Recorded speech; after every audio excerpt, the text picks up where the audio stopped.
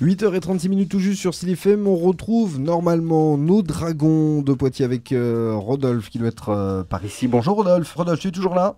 Oui, je suis toujours là. Très bien, alors on va parler football américain avec toi ce matin comme tous les lundis à 8h30 sur cette antenne avec au programme pour cette fois-ci bien des résultats de deuxième division. On parlait de la première division si je me trompe pas la semaine dernière. On va donc parler de D2 pour cette semaine.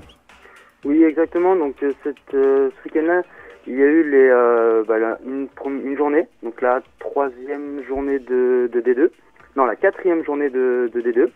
Et donc en ce qui concerne la poule Nord, donc les gladiateurs de la Queue-en-Brie se sont facilement imposés contre les Météores de Fontenay-sous-Bois. Donc les Météores, à savoir que c'était un promu l'année dernière en élite qui ont tout de suite redescendu. Donc les gladiateurs sont imposés 53-7, donc une grosse victoire. Les Léopards de Rouen, tout juste promus en deuxième division, ont battu des leaders de la poule Nord, donc 20-18 face aux Spartiates d'Amiens. Les Caïmans du Mans sont imposés chez les Corsaires d'Evry sur le score de 35-21. Et les Pionniers de Tours, donc le club le plus proche de chez nous, a perdu et très largement 40-9. Donc voilà en ce qui concerne la poule Nord, et en ce qui concerne la poule Sud, donc les Kangourous sont allés s'imposer de mémoire à Grenoble chez je ne sais plus comment, les Centaures de Grenoble, voilà, je crois. Donc voilà, les Kangourous de Pessac se sont imposés à Grenoble. D'accord, j'allais te poser la question parce que c'est vrai que on connaît pas le nom de toutes ces équipes, pas encore en tout cas pour le grand public. Mais c'est vrai que je remarque que dans le football américain comme dans d'autres sports, toutes les équipes ou presque ont leur petit surnom, leur appellation. C'est ça, soit un animal, soit un personnage, voilà, des Spartiates, des Léopards, des Caïmans. On fait de son icône, voilà. Et tu sais d'où ça vient tout ça? C'est un rapport quelquefois avec le symbolisme de la ville ou quelque chose comme par exemple nous on a les dragons ici à Poitiers. Le dragon était un emblème de la ville de Poitiers.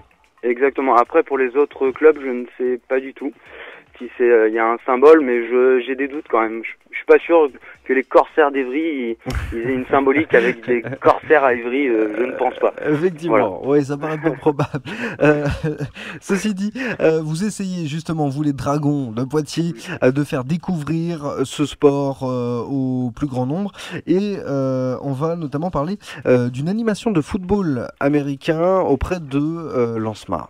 Voilà, donc notre club propose des initiations, voilà, pour la découverte du football américain et du flag. Et donc vendredi dernier, on a eu l'occasion avec les étudiants de l'ENSMA, donc l'École nationale supérieure d'aérotechnique, je crois si je me trompe pas, qui est au Futuroscope. Donc ils nous ont appelés pour faire une initiation. Donc c'était une dizaine de joueurs, d'étudiants et quelques joueurs du staff Dragon. Ils se sont réunis sur un terrain de l'ENSMA pour proposer la découverte du football américain. Donc nous proposons des initiations du football américain pour tout le monde, entreprises, particuliers, associations. Si vous voulez découvrir ce sport, nous sommes partants. Voilà. Ah oui, avec l'arrivée des beaux jours en plus. Faut pas parler trop vite, mais à l'approche du printemps, ça peut être une idée originale, voilà, pour faire une petite animation au sein de votre entreprise, par exemple, ou d'autres structures, que ce soit associatif, école ou jeunes étudiants, comme vous l'avez fait avec l'ANSMA. Pensez éventuellement à la découverte du football américain. N'hésitez pas à contacter les Dragons de Poitiers. Vous le voyez, ils sont disposés pour vous rencontrer. Avant de se quitter, Rodolphe, on va également parler un petit peu des juniors. On en parle une fois de temps en temps à l'occasion de ces chroniques. Évidemment, les Dragons de Poitiers regroupent plusieurs équipes, plusieurs niveaux, dont des juniors. On va s'intéresser au championnat régional ici par chez nous. Voilà, donc nous avons une équipe senior, comme on entend souvent parler, et également une équipe junior. Donc c'est des jeunes qui ont entre 17 et 19 ans.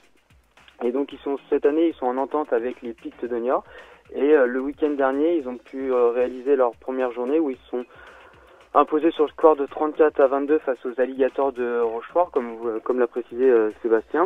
Et dans l'autre match qui opposait l'équipe des Maraudeurs, l'entente Maraudeurs-Narval face à une entente, on va dire une triple entente dans le Limousin, donc les Phoenix de Limoges, les Salaires d'Issoire et les Pirates de Bergerac.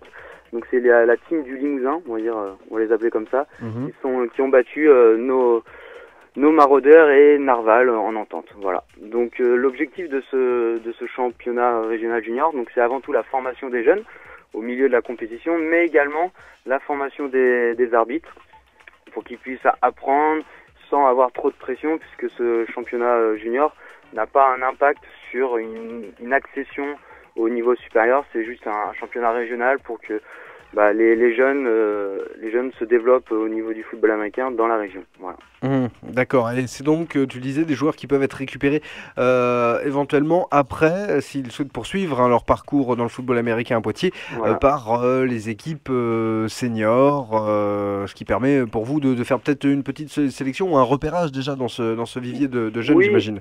Et oui, c'est toujours comme tu l'as dit, c'est toujours intéressant que lorsque les jeunes après montent en senior, ils ont déjà un bagage de connaissances techniques dans le football américain qui est très important, et ça leur permet de très vite s'imposer au sein de l'effectif senior. Et ça a été le cas pour l'instant depuis la création de l'équipe des Dragons de Poitiers, bon, qui est assez jeune, assez récente, on le rappelle. Mais vous avez eu par exemple un jeune qui a eu l'âge comme ça de basculer chez les seniors et qui s'est réinvesti dans l'équipe senior? Exactement. Alors l'année dernière, on en a eu 7 qui sont montés dans l'effectif senior. Alors qui étaient éligibles à l'effectif senior. Donc à ce jour, il nous en reste plus que 3. Les autres sont partis pour les études. D'accord. Et c'est vrai que il y en a 3 qui sont partis aux études à Bordeaux et qui ont intégré le pôle espoir France, donc de football américain en Aquitaine, donc qui se trouve à Pessac. Et donc voilà, ces 3 jeunes-là qui viennent des Dragons sont éligibles à jouer en équipe de France. D'ailleurs, il y en a 2 qui sont présélectionnés pour des stages équipe de France. Donc c'est une grosse satisfaction de voir des petits jeunes qu'on a encadrés pendant 3-4 ans, les voir se développer avec l'équipe de France junior. Donc ça, c'est une grosse satisfaction pour le coaching Dragon. Ouais, j'imagine, évidemment. Bon, alors on reprendra prochainement des nouvelles des jeunes petits dragons, comme on va les appeler, les dragonnés.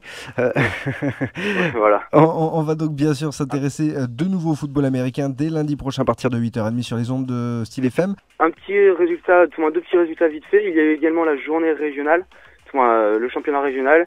Et là, c'est les Sea Devils de La Rochelle ont perdu contre Angoulême. Et les Narval de La Rochelle, donc 2 équipes à La Rochelle, se sont largement imposées face aux Alligators de Rochefort sur le score de 64-7. Donc très très dure défaite pour Rochefort. Voilà, c'était la petite journée de ce week-end au niveau Poitou-Charentes. D'accord, très bien. Bon, écoute, c'est noté. Et donc on se retrouve lundi prochain à partir de 8h30. Merci beaucoup d'avoir été avec nous ce matin encore une fois, Rodolphe. Merci. Allez, au revoir. Très bonne journée, bonne semaine et à bientôt.